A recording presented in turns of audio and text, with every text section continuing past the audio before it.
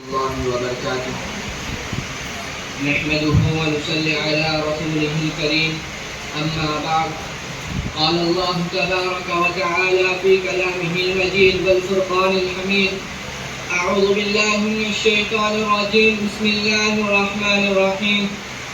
يرفع الله الذين آمنوا منكم والذين أوتوا العلم درجات.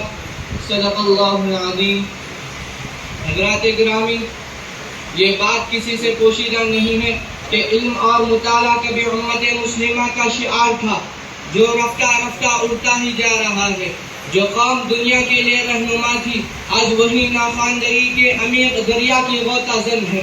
جس نے یورپ کو راہ دکھائی وہی آج بے راہ ہے. جس نے سائنس اور ٹیکنالوجی کی بنیاد ڈالی وہی ایجادات سے دور ہے. جس نے دنیا کو فن تاریخ سکھایا وہی اپنے تاریخ سے ناواقف ہے. جبکہ قرآن و احادیث کے فرمودات حصول علم کی اہمیت کو اجاگر کرتے ہیں. چنانچہ ایک موقع پر آپ صلی اللہ علیہ وسلم نے فرمایا: طلب العلم فریضۃ علی کل مسلم. تو کہیں فرمایا: من سلک طریقا یلتمس فیہ علما سہل اللہ بہ طریقا الی الجنہ.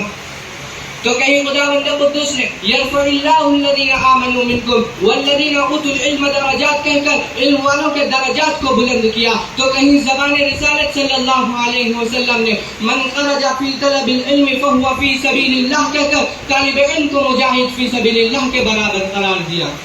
سامعین بس، آخر کیا وجہ ہے کہ مسلم قوم کی نئی نسل دولت و علم سے محروم ہوتی جا رہی ہے؟ علم چاہے دینی ہو یا دنیاوی، دونوں میدان میں کمزور ہے. جبکہ علم کی فضیلت و عظمت ترغیب طاقت مذہب اسلام میں جس بھلے و دل آویز انداز میں پائی جاتی ہے اس کی نظر کہیں اور نہیں ملتی. دوستو، اس وقت اسلام کو بہت سی چیلنجز کا سامنا ہے. یہ فتنوں کا دور ہے. اپنی جگہ ہزاروں قسم کے فتنے جنم لے چکے ہیں. برائیوں کے عروج کا فتنہ، اولاد کے بے دینی کا فتنہ، عورت کا فتنہ، مال و دولت کا فتنہ، کفر اور اہل کفر کا فتنہ، شرک اور بدعت کا فتنہ، الحاد کا فتنہ وغیرہ وغیرہ. اس لیے ایسے پرآشوب دور میں حصول علم کی اہمیت و ضرورت بہت زیادہ ہو جاتی ہے. کسی نے کیا ہی خوب کہا: سعادت سیاست عبادت ہے علم. سعادت سیاست عبادت ہے علم. بصیرت ہے، دولت ہے، طاقت ہے علم. لو جان بیچ کر بھی جو علم ہنر ملے، جس سے ملے جہاں سے ملے جس قدر ملے. سامعین اکرام، ان تمام صورتحال سے مقابلہ کرنے کے لیے ہمیں علم دین سے آراستہ ہونا پڑے گا. مرد ہو یا عورت، بچے ہو یا بوڑھے، سبھی علماء کی رہنمائی میں علم دین بآسانی سیکھ سکتے ہیں.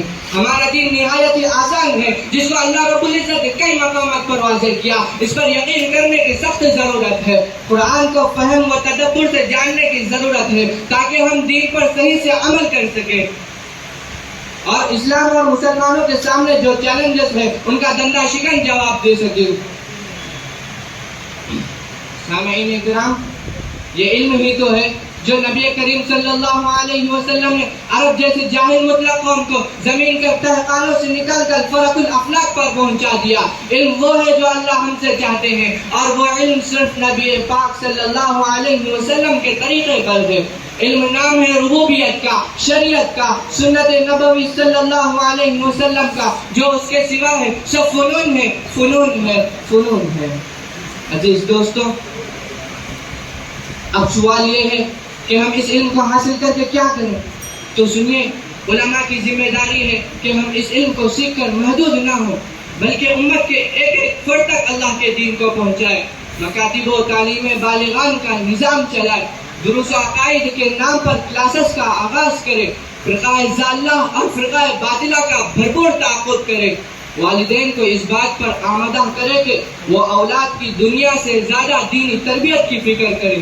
عصری تعلیم سے زیادہ مدارس کے نظام کے ساتھ جوڑنے کو ترجیح دے. اپنے خطبات اور بیانات میں بنیادی مسائل اور بنیادی عقائد سے آگاہ کرتے رہیں. دعا ہے کہ اللہ ہم سب کو علم دین پر ثابت قدمی عطا فرمائے. وما علینا الا البلاغ.